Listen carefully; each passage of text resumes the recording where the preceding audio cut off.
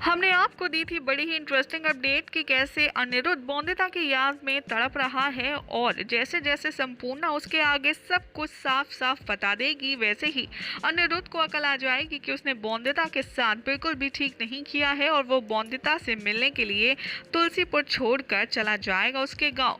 वहां पर जाकर आप देखेंगे कि कैसे बेचारी बॉन्दिता अपनी मां के हाथों मजबूर होकर गांव वालों के अत्याचार सह रही है।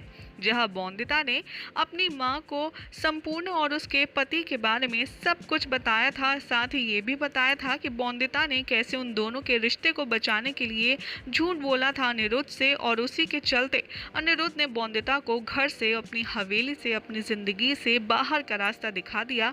तो मां ने भी बात को ना बढ़ने देने के लिए बॉन्दिता को अपनी कसम खिलाई कि वो ये बात किसी से भी शेयर नहीं करेगी। लेकिन आगे आने वाली कहानी में आप देखेंगे कि बॉन्दिता के साथ गांव वालों के अत्याचार और भी ज्यादा बढ़ते जाएंगे। वो बॉन्दिता को दूसरी औरत, छोड़ी हुई औरत कह कर के बात बात पर जलील करेंगे, और बेचारी बॉन्दिता कुछ भी नहीं कह पाएगी।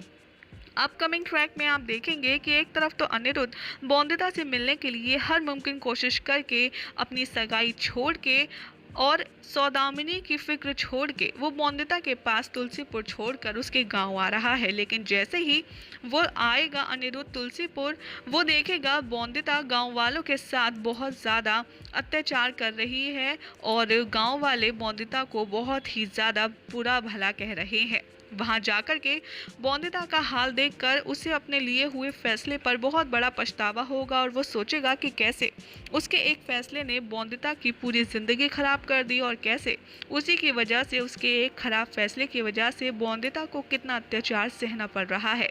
जैसे ही बॉन्दिता की माँ अनिरुद्ध बाबू को देखेंगी, वो गुस्से में लाल उनके पास आएंगी और बॉन्दिता से कहेंगी कि मैं तुझसे बोल रही हूँ, इन्हें सब कुछ सच सच बता दे।